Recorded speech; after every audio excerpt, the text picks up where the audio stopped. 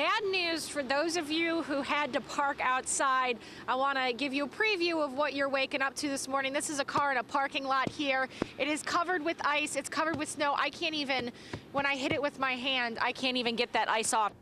We all want to be in touch these days. An easy way to do that is texting. Many people think they can text and get behind the wheel. We are having a completely opposite reaction here. I'm not sure anybody even realizes that NBC has actually called this race for Rand Paul. They feel like they're 50 miles per hour. Here comes another strong wind gust. Friends say the couple had been together since grade school. They had 2 sons.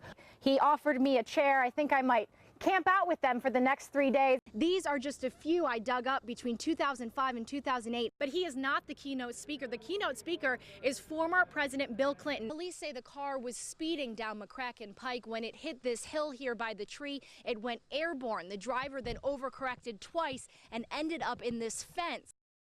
All right, Tim! Oh my gosh! On Christmas Eve, it's kind of cold out here.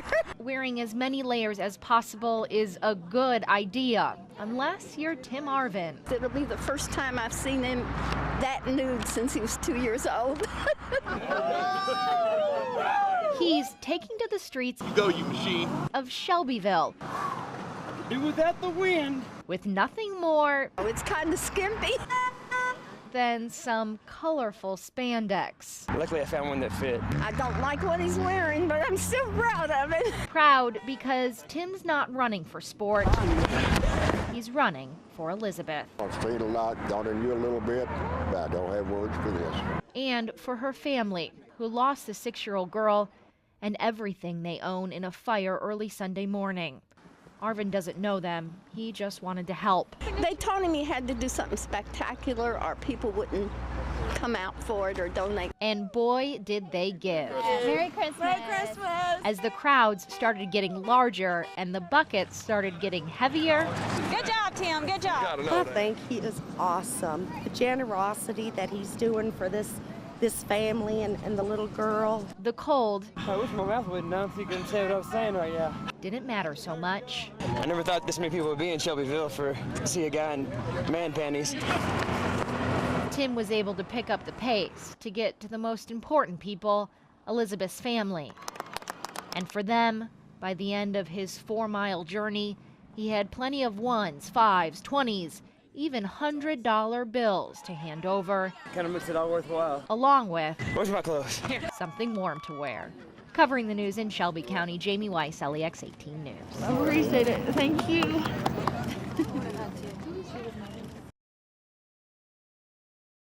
So what does his opponent, Jack Conway, think about all this? LEX 18's Jamie Weiss is live in Louisville with the Conway camp. Jamie? Adam, we are having a completely opposite reaction here. I'm not sure anybody even realizes that NBC has actually called this race for Rand Paul. When I was told that that was the case, I called over one of Jack Conway's people and asked him if he had any comment. He said he wasn't aware of that at this point.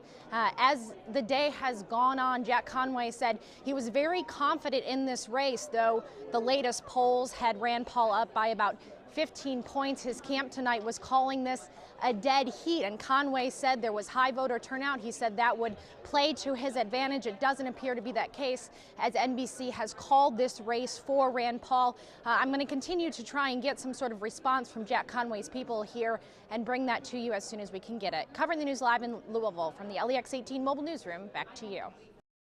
You don't have to see the dates on these grave markers here at Cedar Heights to know just how old this cemetery is. As far back as the late 1800s, this cemetery has been used for primarily black people. It's still operating now, but what one man uncovered has him very concerned. That's the LEX 18 big story at 5:30.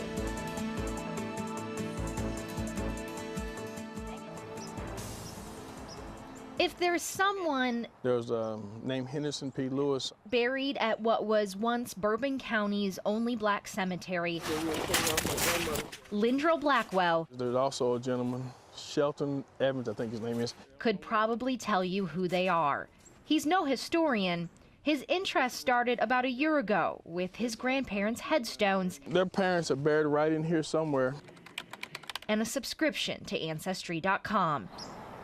He wanted to complete his family tree, but when he didn't find all he was looking for, Came out, looked at the book. then went to the courthouse for more records. Within a few months, Blackwell says he realized the ground he was walking on was not marked as what it appeared to be. It began a mission to help all the others buried here. People have always said this cemetery is full, but nobody had proof. Now Blackwell believes he has the documents that show the lists of who is laid to rest here are not complete. So I've continued to compile names, and at this point I've got over 900 death certificates of people that are not on that list. That includes his family. From say there to maybe somewhere here maybe. It's a 19 by 20 plot. Where 7 adults and 2 babies are buried, and there are only 2 tombstones. Blackwell says the people who own the cemetery are still selling plots, still burying people as recently as October. One day, I don't want to think about it. could someone be laid to rest over his family? He doesn't blame anyone. He just wants someone to listen to what he's found on behalf of all the names who have no say. All I'm trying to do is correct what's happened in the past, and hopefully this will become something sacred and people can respect. Now, Blackwell says he'd like to see the cemetery closed, he wants it resurveyed, and he wants a monument put up for all the unmarked graves here. I did speak with the owner of the cemetery, Manus Hazard. He has been in contact with Blackwell. He says the work Blackwell has done is tremendous. He's very impressed, but at this point, he's not sure what to do yet. Covering the news live in Bourbon County from the LEX 18 mobile newsroom, back to you. Today, it's been a non-stop, all-out search for escaped federal inmate Derek Composite. Right now, Air 1 from the Lexington Police Department is circling this field here. We're just off Camden Avenue in Versailles. Also in this field, you've got police officers, U.S. Marshals searching the area. This is one of 2 places where people have called in possible sightings of Composite. That's tonight's LEX 18 big story at 5. Another normal day in another quiet Woodford County neighborhood was disrupted this afternoon. About 1 o'clock, police focused their search for escaped federal inmate Derek Composite on the Huntertown neighborhood. I was heading to the gym and I was making a right out of my neighborhood and saw a guy running up Huntertown Road in a khaki pants and t-shirt, and he was cutting through backyards. Too scared to show his face, that man wasn't the only one trying to get through the day when they ran across Composite. When I came down Huntertown Road, he was running and he crossed the road in front of me, and I probably would not have noticed him had he not been running. It just seemed he wasn't dressed for a jog. The sighting was more shock than anything for Melinda McCauley. I was hoping he had left, actually, our area. Police searched houses and eventually moved across town to Camden Avenue, where they believe Composite may have hitched a ride to this field right behind Annabelle Long's home. Our chickens started jumping around, flopping around, and the dogs started barking. Long started her own search. We just started looking around. We looked in that old building and walked back and looked at the creek bank, and there were some foot tracks across that gate back there, you know, and there's never anyone in there. But just like Huntertown, the manhunt in that area came up empty too.